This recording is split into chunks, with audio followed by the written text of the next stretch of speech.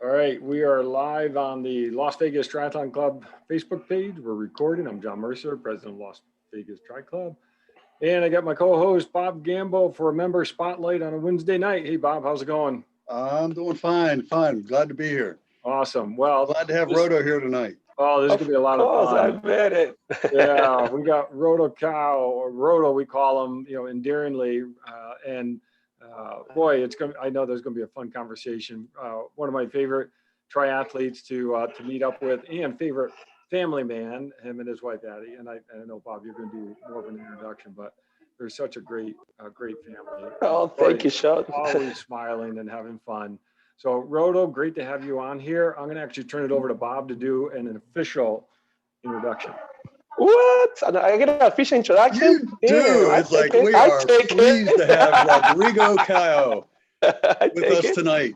And his family is in the background. You'll hear them a few times. They're down in the kitchen partying or something. And we've got Leon and Addie down there. Rodo has been with the Tri Club for 9 years. 9 years now. Joined in 2012. That's when he did his first triathlon in 2012. Rodo, for the people who know him, he's one of the club's front of the packers. Yep. And he's a great swimmer, great biker, and a great runner. And I don't know about this swimmer though, but yeah, thank you for the compliment. teamed for us on so it's like that's all that counts. You got us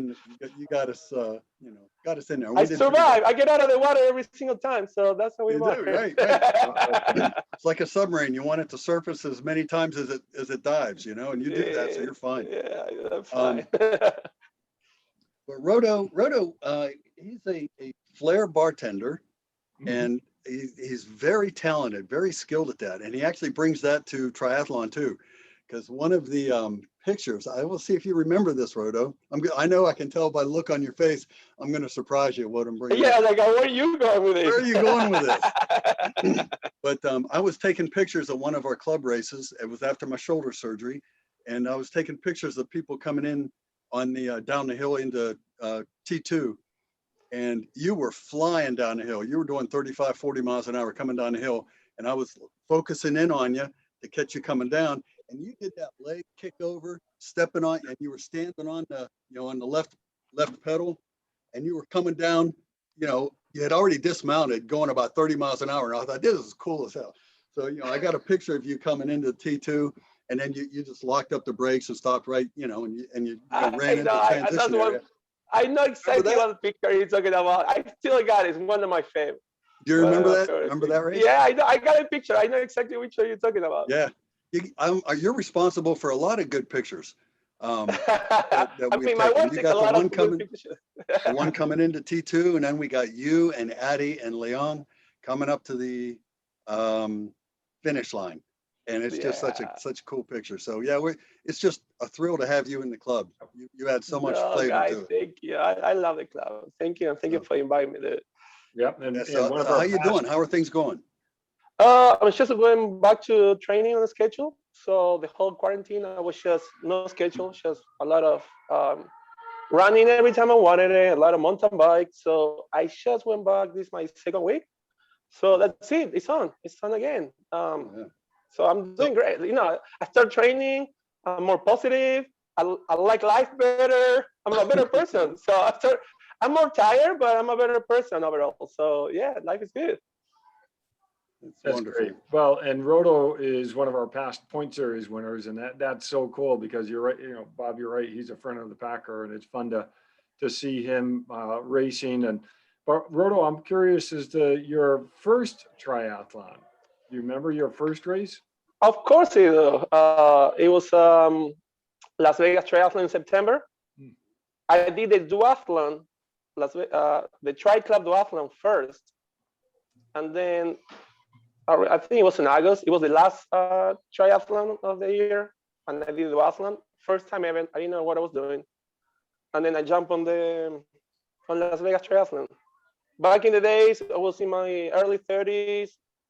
I was bartending all night long, and then just take a nap and go to a race. I was perfect. Yeah, it was a perfect schedule. I just work all night long and and went for a race. That's got to be rough. Coming out, working all night. I know. When it was in my early 30s, it was fine.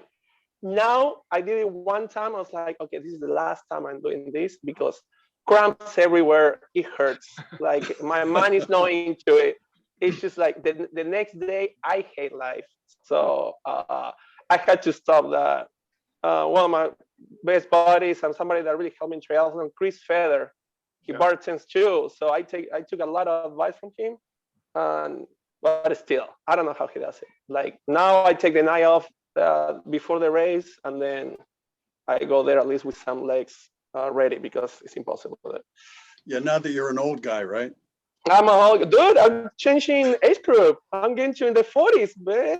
Oh, cry me a river. Wait till you get past 60, man. You'll see how you feel about getting up and climbing into a 60 degree water. New age group. I'm happy about it. Couldn't wait. Yeah, that's good. That's awesome. And yeah, that is a huge challenge. And I know you've done that. And I know Chris done that too, where you work all night. And then, I mean, that's Vegas. I mean, it's something very unique to this area, but to that's good for people to know that you've done that, where you work all night and then you race. I mean, that shows a dedication. But what year was your first race? 2012. Okay, good deal. September 2012. And then when I signed up, I didn't know anybody. And at that moment, I didn't know anybody that had triathlon. And what made you sign up? I was training by myself. Like I was super out of shape. Okay, before triathlons, I used to play soccer in a second division team. I was a reserve of second division team back in Argentina, and then bartending, Vegas, whatever. I never ran in my life again. And I did some swimming in middle school, and I thought I was okay swimmer, but at that moment, like, okay, yeah, I got swimming. I didn't miss school, and then I started. Say again? Sorry. You've told me in the past that you had a running background and you could swim, and cycling was really not your strong suit at all. Right now you are a killer cyclist. I mean, you fly. So how did you get to that point? How did you get so much better in the bike? So I started swimming just to get in shape because I was super out of shape in my when I was I was in all my 20s. All I did was flipping bottles and drink and party. So I was like, okay, that's it. I need to get in shape. I started swimming. I started running again. I was like, okay, I got it. And somebody's like, do you swim and run? You should do a triathlon. And I remember when I was a kid, I saw a triathlon back in Argentina. I was like, oh my God, those guys are heroes. Like, hell yeah, let's do it. And I bought the first bike, went to Craigslist, bought a bike, and I got in love with cycling. Oh. Actually, cycling, that's how I got in love with cycling. Like one block at a time. Yeah. I remember the first time I got in the bike, I did one block, and it was like a downhill, and then I had to come back. I almost died. And one block at a time, I started like picking up on the biking, and cycling is probably one of my favorites.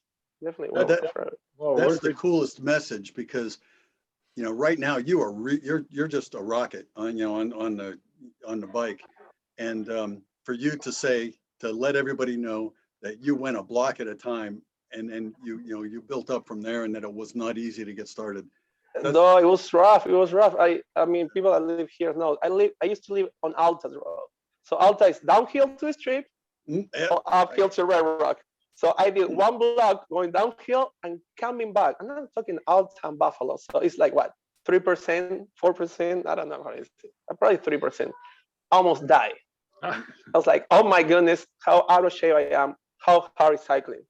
And like everybody says, it doesn't.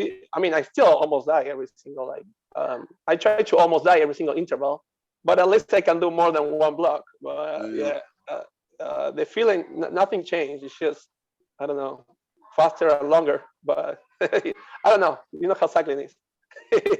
Well, it's a lot of consistent hard work. Is what's got there. That's great. Yeah, exactly. Yeah, and I love it. The whole.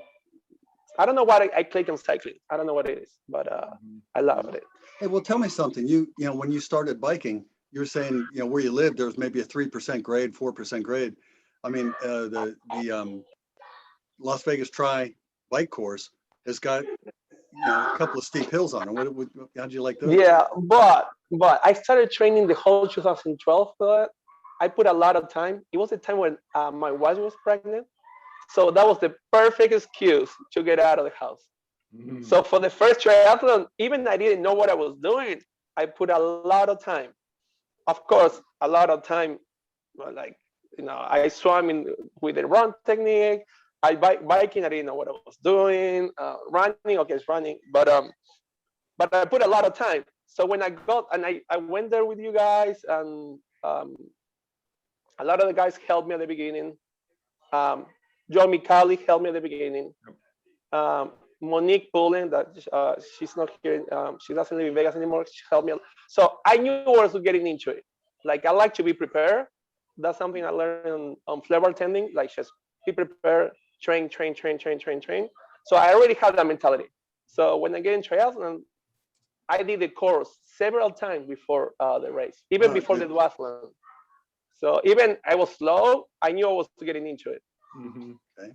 Now, so when did you've done a sprint? You've done sprints, Olympic and 70.3s. When did you move up?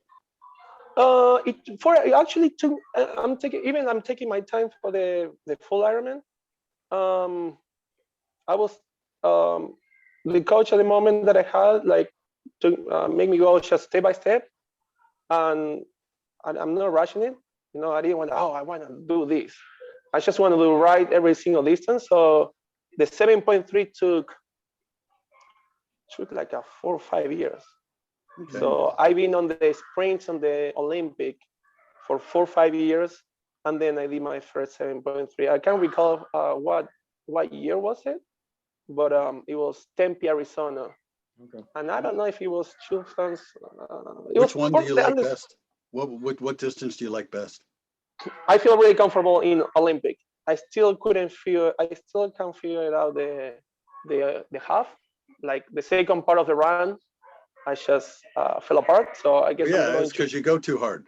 Yeah, I'm going too hard. I'm still figuring it out, the long distance. So the Olympic is my. That's a good sweet spot. I love it because you go fast, but you don't go all out like sprints. But you still gotta go fast. So and you don't pay for, like, if you go too fast, you can you can go too fast and survive and have a good race. Maybe. Yeah, we'll see. We'll see about that. So what do you have that you're targeting in 2021? Actually, I haven't looked at it. It's so hard to put your schedule together. Definitely, it's a time for a full Ironman. So full Ironman time, just go with the flow, no expectation, and I need to figure it out. But first, a few 7.3. I want to figure out the distance. I want to be able to pace myself the right way. So, say a few 7.3s. Of course, the sprints of Las Vegas Triathlon Club, that's for sure. Rage is gonna be my first triathlon. Are you doing Rage Sprint or I don't know yet. I don't know. I gotta see how I feel because I got COVID a month ago. So you got COVID? I got COVID. Yeah, I wasn't that bad, but then when I was training. I got COVID. I stopped for 3 weeks, and then I went back to training, and my heart rate was on the roof. Yeah. So I was like, is this COVID or me not being out of shape? So the first week, I stay on the endurance zone, and sometimes I had to even walk. My heart rate, it was just, and now I think it's stabilized. So depends how I feel. If I can start putting some good, some serious training sessions, definitely Olympic because that's my favorite one. But if I feel like I'm not there yet, I can't push as hard, I'm definitely gonna go to the sprint. But definitely want to go there. I want to be part. I want to see everybody. If it happens, right? If it happens. Well, we have a club race coming up on April 3rd too. Oh, I'm in on that one. That for sure. Yeah? Good deal. That's happening. Very good. All the races for sure. Well, you're such a strong athlete. You'll be able to come back, and you've done the consistent training before, so just a matter of getting back into it. And I'm sure your fitness will be back right up there, and you'll be going well. But I'm looking back on all the races that you've done. Which has been your favorite race? Definitely, without even think about it, is Hawaii 7.3. I don't need to think about it. I mean, it was just the race itself. Some GI problems, so it was one of those races. It's hot and humid there.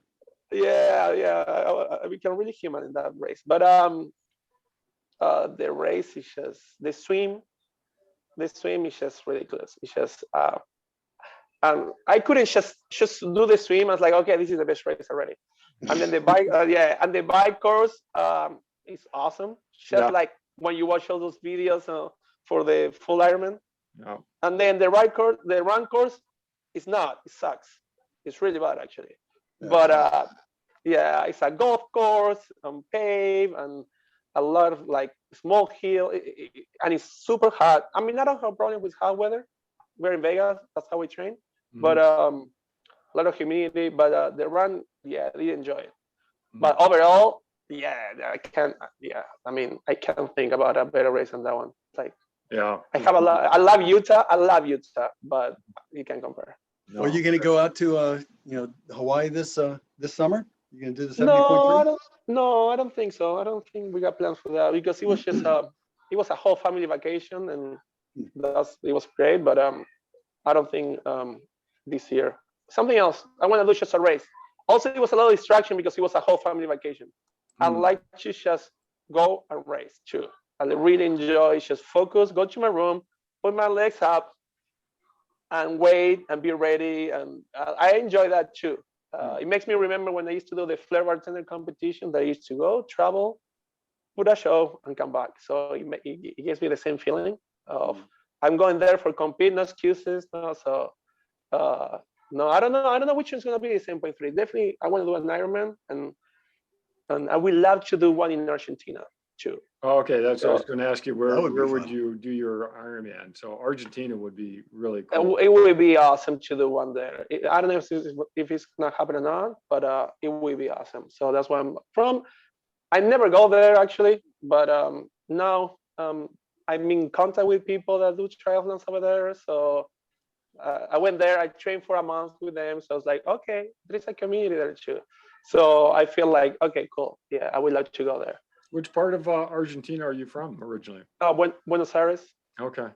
Well, if you put Argentina on your race schedule, let me know. That's dude, on my list to do. So there is a few Ironman, The thing is, like with COVID over there, it's a little more strict than here, so I don't know what's gonna happen. Yeah, they are having a lot more problems.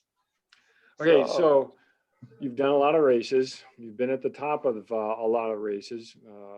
I know you've raced through injuries.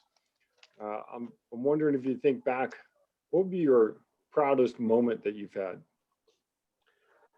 My proudest moment in triathlon. Besides, because the first thing you come up is like some races. There was a few races that I actually won. Just a few. I think I won 3 races, and the 3 of them were duathlons. So that tells you a lot about my swimming. But I don't think that my proudest moments are like winnings, because winning is just like, oh yeah, I won, cool, yeah, that's it. It's not like probably it has to be in training. It has to be the week before a race. So for Arizona, 7.3 Arizona, that was my first Ironman, my first half Ironman.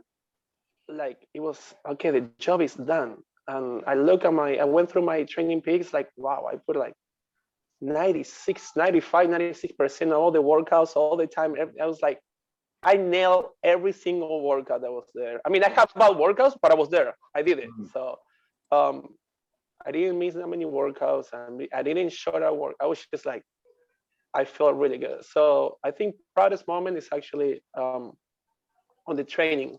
Well, sometimes when you don't go for a workout that you're not feeling it, and then you nail it, and it's harder, and you still nail it. That's races. Yeah, there is moments. I passed this guy, I put this many watts, but at the end, that's just a second of proud. It just disappear, you know? Like, oh, I want this. Yeah, the training is where it makes me more proud.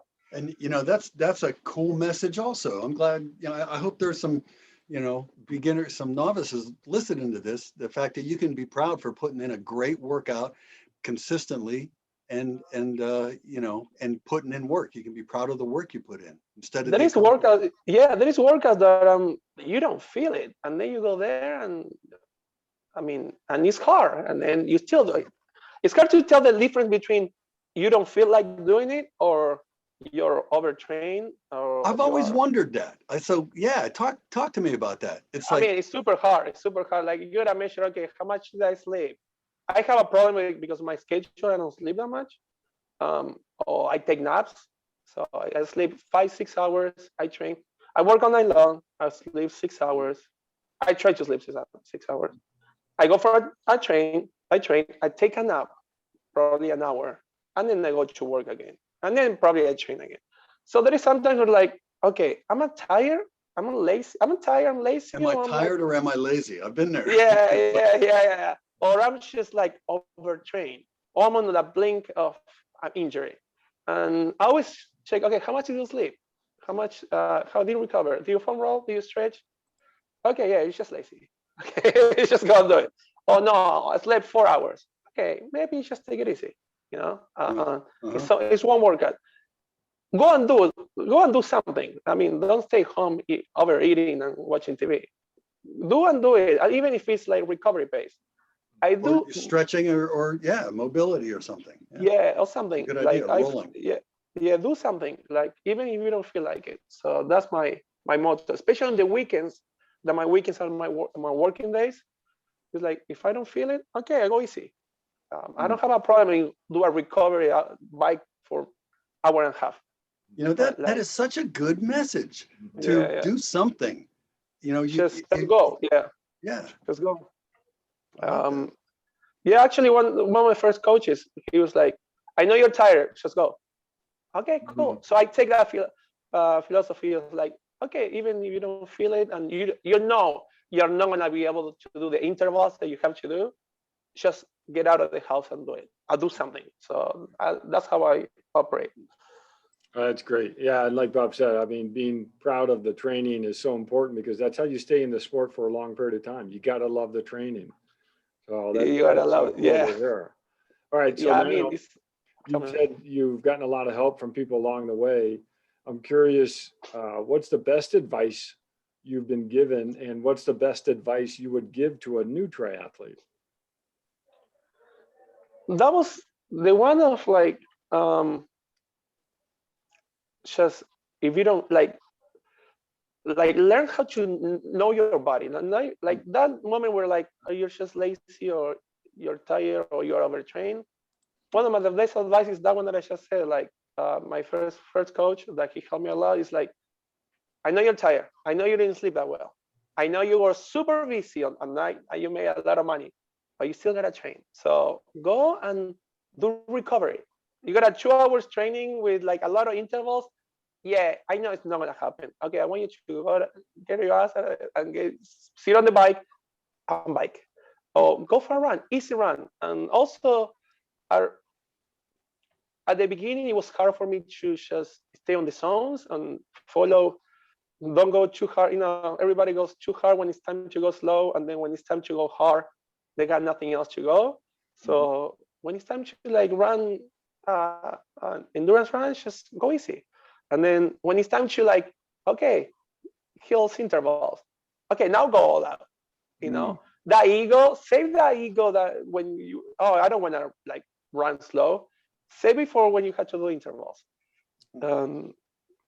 It doesn't matter if the run is slow. What it matters what happens in those intervals.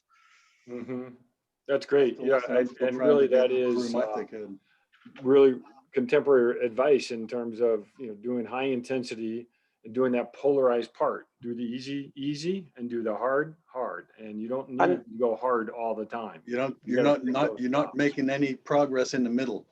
Yeah, and leave your ego out when you go easy.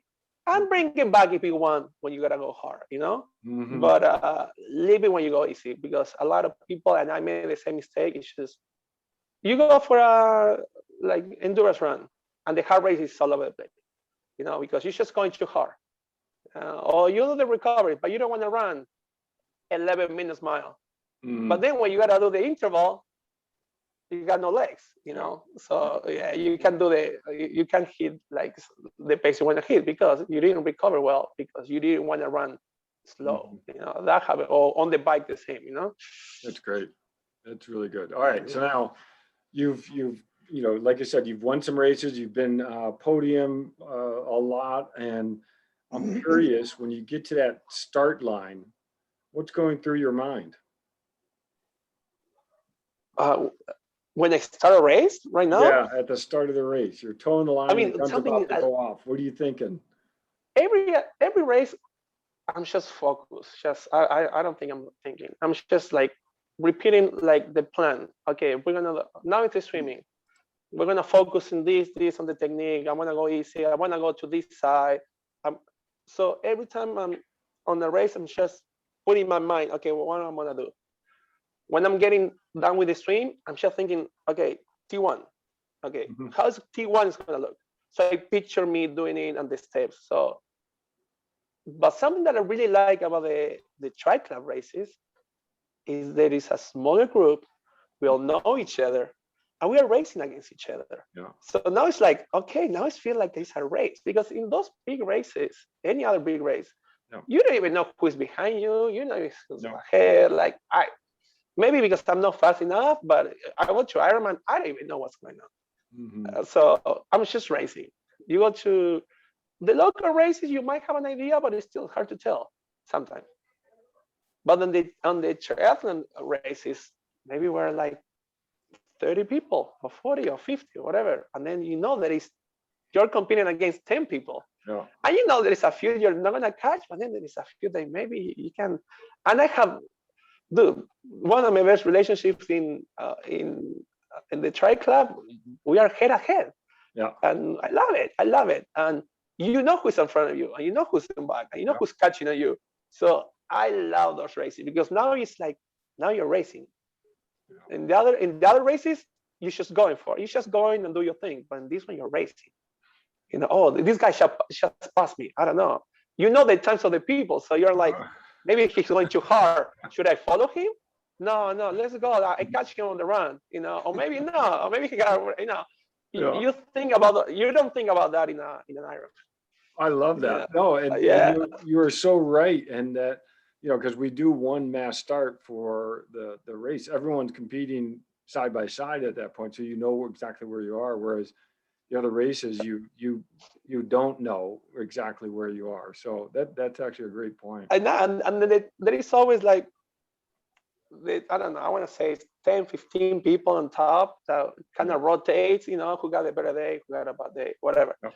But you know everybody, you know, so I love it. I'm a big fan of the tri club races because of that. Like, it feels like a race, you know, like you're racing. I mean, Mario Sanchez, one of my super bike. I love Mario. We are really good. We are really close in time. And we are right there every single. So I'm racing against him. I want to say, okay, that kind of stuff, you know, that you don't get anywhere else. I mean, I don't get anywhere else. Maybe like something that is super fast. Go to an Ironman and know where he's at. I don't know. I see so many people coming back and so many waves of people that I don't even know where I'm at. Right. No, that's true. And what you said is so important in that, you know, the tri club races, you're competing with each other, but you're not competing with each other in a bad way. It's a very supportive, you know, everyone's just trying to go as hard and push each other. And that's a lot of fun. Yeah, never like, that's another thing that I love about the tri club races, that I beat you, you beat me, I beat you tomorrow, you beat me tomorrow. It's always so fun for games, and people goes fast. Wow. It's all fun, but like they go all in. Like it's not like it's fun and we race and we chat. No, it's not like that. Everybody's bossing all out. It's a sprint, like a short sprint. So it's just like to blow. Like people blow on the run because we're just going all out. But I love it. At the end of the race, it's all good on games. It's no problems, and everybody's fun, and no drama, no nothing. No, that's right. Oh, that's great. So that's what I love it. This is a nice advertisement for our club race. No, that's how it is. I love those races. They're awesome, and everybody's so helpful. Like one of the first few races, I didn't know anything. I didn't know how to. One of the first races I got there, I got a flat tire. I didn't even know I had to fix a flat tire. I didn't even know I had to get an extra tube. And Joy Mikali helped me. And I mean, everybody's just there to help you. Like nobody's gonna be like everybody, like whatever you need, anything. People will help you, and it's a perfect training race too. Like if you never trained before, it's not as intimidating. So there's not that many people, and you go to even the local race, you go to a race and hundreds of bikes and people walking, and then wave this, wave that on the mic. I already know what's going on, but the first time I went there, it's like, what is going on here? So you go to the triathlon race and everything's like, okay, yeah, I can handle this. 30 people. It's a family getting together and picking on each other, but you're still gonna race. Yeah, still. And then everybody 3, 2, 1, go, and boom, everybody goes. Yeah. We're racing now. Yeah, exactly. That's right. Well, Rodo, we said we'd keep you for half an hour, and we are at that. And I just got to say, you're right. We have a wonderful endurance community. It really is quite unique and very supportive of each other. But I have to say, you and your wife are a big part of making that community work, because you show up with a smile and you are encouraging. You really are a lot of fun to be around. And the competition, I mean, it's top, and I love it, and so you are a big part of making the Tri Club events what they are. So thank you for everything that you do. So no, thank you, Sean. Thank you for those words, man. Appreciate that. So it's been great to get to know you, and I'm gonna pencil in Argentina at some point. We're going. So that would be epic if we both go to an Ironman. That would be epic. Awesome. Well, thanks, Rodo, for joining us. It's been a lot of fun talking with you. Okay. Appreciate you doing this, Rodo. Thank you, guys.